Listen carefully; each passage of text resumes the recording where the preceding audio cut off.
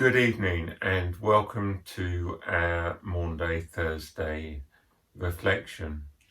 In normal times, whatever they are, we would be at church celebrating Holy Communion this evening.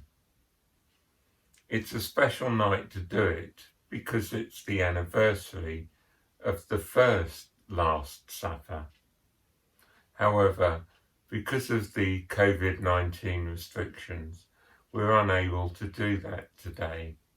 So we're going to spend some time thinking about a few things. We can't even use the church this evening, so I'm recording this in my study. As a few of you know, I collect icons, and one of my favourite icons is the one behind me. It's of the Lord's Supper. And so I thought it would be appropriate to share that with you this evening. It shows Jesus sitting round a table with his 12 disciples. I bought it because of Judas in the picture. He's the one holding the purse at the front of the table.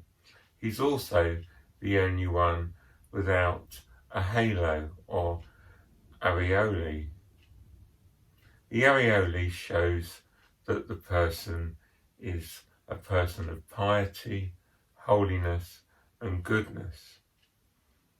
But Judas doesn't have one because the church, and therefore the icon painters, don't like him very much because he betrayed Jesus. One of the things that I like about the Last Supper is that Judas was invited. Although Jesus knew that Judas was going to betray him, he still invites him to the meal. He still washes his feet. He still says, "This is my body broken for you." And later, "This is my blood shed for you." Jesus' invitation then and now is to all.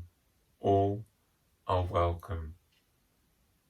Judas knew that he was going to betray Jesus, and Jesus knew Judas was going to betray him. Yet Jesus still invited him. We don't know who's going to let us down or not, but yet we can be prone to judge. Jesus was accepting. Too often churches reject people whom Jesus accepts. He accepted people just as they were. We need to accept people too, whoever they are.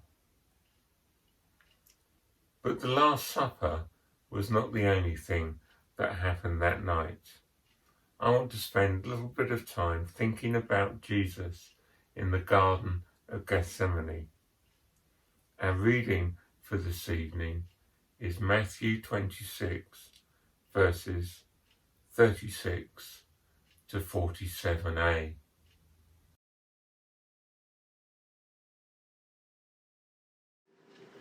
Then Jesus went with them to a place called Gethsemane, and he said to his disciples, "Sit here while I go over there and pray." He took with him Peter and the 2 sons of Zebedee, and began to be grieved and agitated. Then he said to them, "I am deeply grieved, even to death. Remain here and stay awake with me."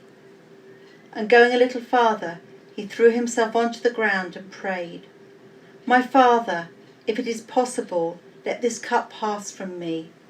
Yet not what I want, but what you want." Then he came to the disciples and found them sleeping. And he said to Peter, "So could you not stay awake with me 1 hour? Stay awake and pray that you may not come into the time of trial. The spirit indeed is willing, but the flesh is weak."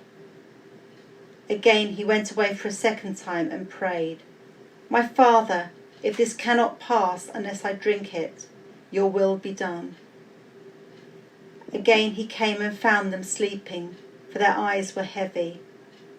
So leaving them again, he went away and prayed for a third time, saying the same words. Then he came to the disciples and said to them, "Are you still sleeping and taking your rest? See, the hour is at hand, and the Son of Man is betrayed into the hands of sinners. Get up, let us be going. See, my betrayer is at hand." While he was still speaking, Judas, one of the 12, arrived.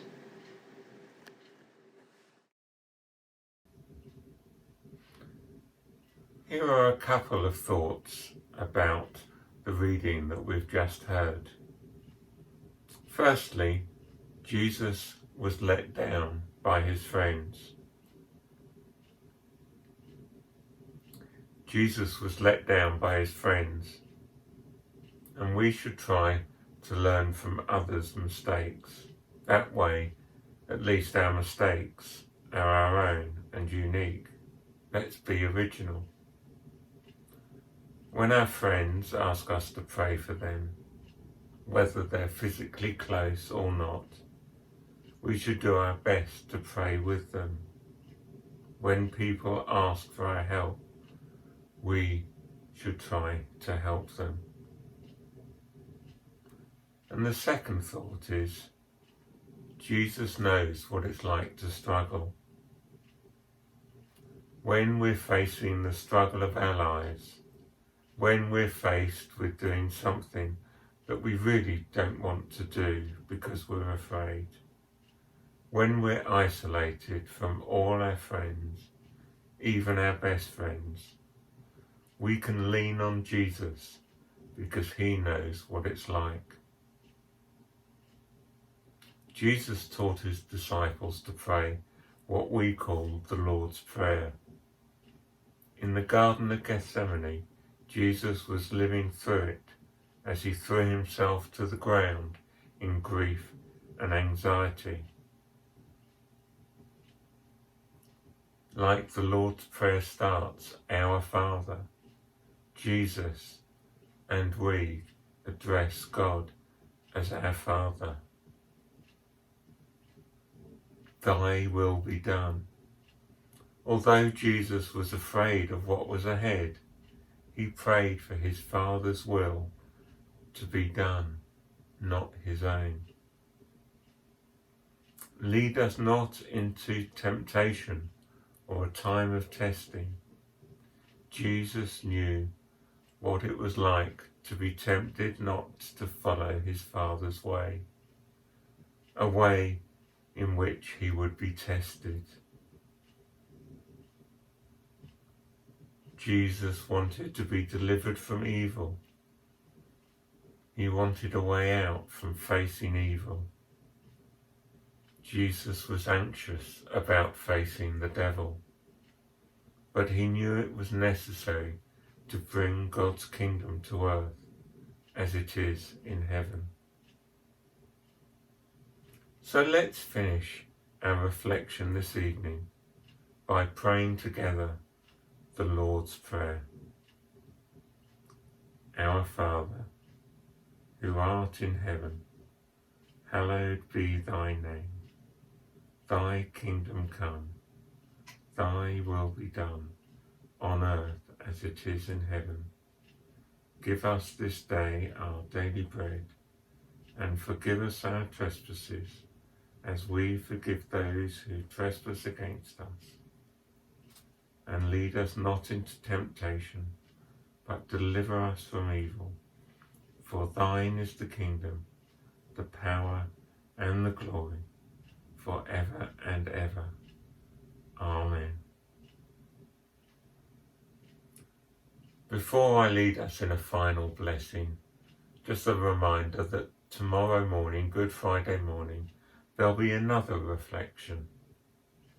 And also on Easter Sunday, there'll be a small service on the church website and on YouTube for us to follow.